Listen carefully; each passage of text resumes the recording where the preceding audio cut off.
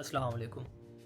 Bank of Punjab में vacancies आई हुई थी, लेकिन मज़े की बात यह है उसकी डेट एक्सटेंड हो चुकी है। और उससे भी मज़े की बात यह है कि ग्रेजुएशन जो है, जिन्होंने फ़्रेश ग्रेजुएशन की है बगैर एक्सपीरियंस के, वो भी इसमें अप्लाई करने का हल है।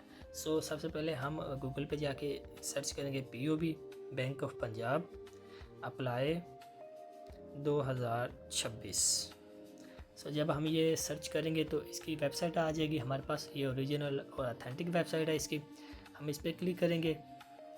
जैसे ही हमने इस पर क्लिक किया हम कैरियर पोर्टल पे आ जाएंगे। इसे स्क्रॉल डाउन करेंगे और इनमें ये जो ऊपर वैकेंसीज़ है ना, हेड कंटिन्यूस ऑडिट की, ट्रेड सेल्स मैनेजर की और पर्सनल बैंकर की, ये जितनी भी वैकेंसीज़ हैं इनके लिए एक्सपीरियंस ज़रूरी है। किसी के लिए 5 साल, किसी के लिए 2 साल और किसी के लिए 8 साल। लेकिन अगर हम फ्रेश कैंडिडेट हैं हम ये अप्लाई कर सकते हैं कस्टमर सर्विस ऑफिसर में और पर्सनल बैंकिंग ऑफिसर में। इनका हम क्राइटेरिया देखते हैं और ये PDF है और PDF हम ओपन करते हैं। जैसे हमने PDF ओपन किया, ये PDF कुछ इस तरह का हमारे पास आ जाता है। सबसे पहले कौन सी वैकेंसी है? पर्सनल बैंकिंग ऑफिसर की वैकेंसी आ गई, कस्टमर सर्विस ऑफिसर की वैकेंसी आ गई और पर्सनल बैंकिंग ऑफिसर PBO और IBO की भी वैकेंसी आ गई। इनके लिए एलिजिबिलिटी क्राइटेरिया क्या है कि हमारी ग्रेजुएशन होनी चाहिए हमारी मिनिमम HEC से या किसी भी फॉरेन यूनिवर्सिटी से हमारी ये ग्रेजुएशन होनी चाहिए। हम अहल हैं इसके लिए अप्लाई करने के लिए। और उसके बाद अगर हम पर्सनल बैंकिंग ऑफिसर के लिए अप्लाई करना चाह रहे हैं तो मिनिमम इसके लिए 2 ईयर हमारे पास एक्सपीरियंस भी होना चाहिए। लेकिन अगर हम कस्टमर सर्विस के लिए और PBO और IBW के लिए अप्लाई करना चाह रहे हैं फ्रेश कैंडिडेट भी इसमें अप्लाई कर सकता है, उन्हें भी तरजीह दी जाती है। इसकी लास्ट डेट हम देखना, लास्ट डेट इसकी अगर हम देखेंगे तो वो है 8 मार्च, यानी कि अभी हमारे पास 6 दिन पड़े हुए हैं। लेकिन हमने 6 दिन का वेट नहीं करना, हमने इसे आज ही अप्लाई करना है। ये बहुत ही अच्छा फील्ड है बैंकिंग जॉब्स और ख़ासकर बैंक ऑफ पंजाब में बहुत अच्छी अपॉर्चुनिटी है। हम वापस आते हैं। अब हम देखते हैं कि हमने इसमें अप्लाई कैसे करना है और अप्लाई करने का तरीका क्या है।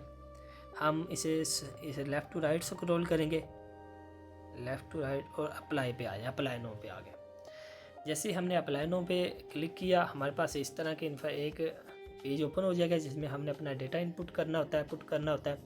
इसमें सबसे पहले पर्सनल इन्फॉर्मेशन है। पर्सनल इन्फॉर्मेशन में हम क्या लिखेंगे? हम अपना नाम लिखेंगे, CNC लिखेंगे, डेट ऑफ बर्थ लिखेंगे, फादर या गार्डियन किसी बड़े का नाम लिखेंगे, परमानेंट एड्रेस, जो परमानेंट एड्रेस है वहीं हम सेम एज प्रेजेंट एड्रेस भी लिख देंगे, डिस्ट्रिक्ट और सिटी भी लिखेंगे और यहाँ पे भी डिस्ट्रिक्ट और सिटी। और इसमें सबसे जो मेन बात है वो ये है कि हमने अपना टेस्ट सेंटर कौन सा चूज़ करना है।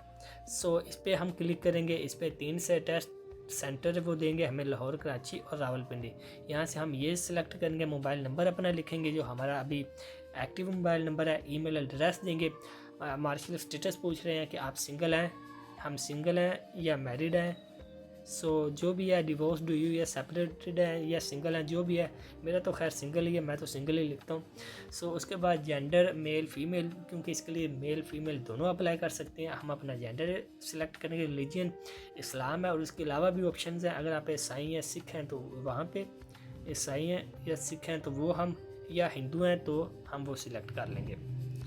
फिट डिसेबिलिटी स्टेटस, अगर हम हमें कोई माजूरी है वो लिख देंगे, अदरवाइज हम फिट हैं तो फिट लिख देंगे। उसके बाद हम करेंगे यहाँ पे अपनी इन्फॉर्मेशन देने के बाद हम नेक्स्ट के ऑप्शन को क्लिक कर देंगे। जैसे ही हम नेक्स्ट के ऑप्शन को क्लिक करेंगे हम इसके बाद पर्सनल इन्फॉर्मेशन के बाद चले जाएंगे एकेडमिक क्वालिफ़िकेशन। एकेडमिक क्वालिफ़िकेशन में हमने टॉप से नीचे की तरफ आना है, टॉप टू बॉटम अप्रोच है। यानी कि अगर हमने सबसे पहले MPhil किया है तो हम MPhil की डिग्री और डिग्री मार्क्स और जिस सन में हमने किया है वो लिखेंगे।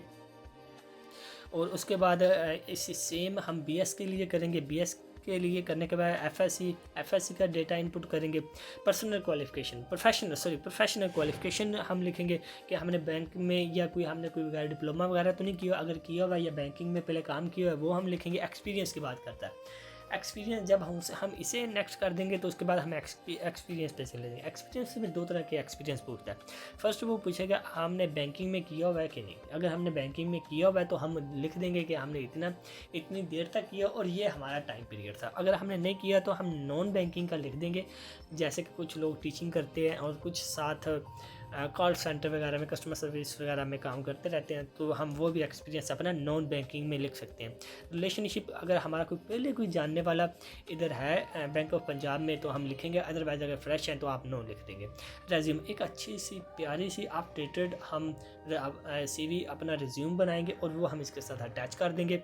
सो अटैच करने के बाद हमारे पास लास्ट पे ऑप्शन आएगा सबमिट का, और हम उसे सबमिट कर देंगे और हमारा सारा डेटा बैंक के पास चला जाएगा। जैसे ही डेटा बैंक के पास जाएगा, बैंक के जो एम्प्लॉय है हमारे वहाँ पे वो इसे वेरीफाई करेंगे, और डेटा को वेरीफाई करने के बाद जो लोग शॉर्ट लिस्ट होंगे उन्हें कॉल या मैसेज आएगी विद इन 10 to 15 डेज। जैसे ही वो लोग वापस टेस्ट पे जाएंगे तो उनका एक रिटन टेस्ट होगा। रिटन टेस्ट के बाद इंटरव्यू होगा, और इंटरव्यू टेस्ट के बाद उनका कुछ टाइम के लिए ट्रेनिंग्स होंगी। ट्रेनिंग के बाद वो लोग जो ट्रेनिंग करेंगे वो रेलिवेंट बैंक में जाके जॉब कर सकते हैं। बहुत अच्छी अपॉर्चुनिटी है, बहुत अच्छा फील्ड है, कैरियर की शुरुआत बहुत अच्छी हो सकती है। सो इसमें अप्लाई करें और अपना कैरियर ज्वाइन करें। Thank you.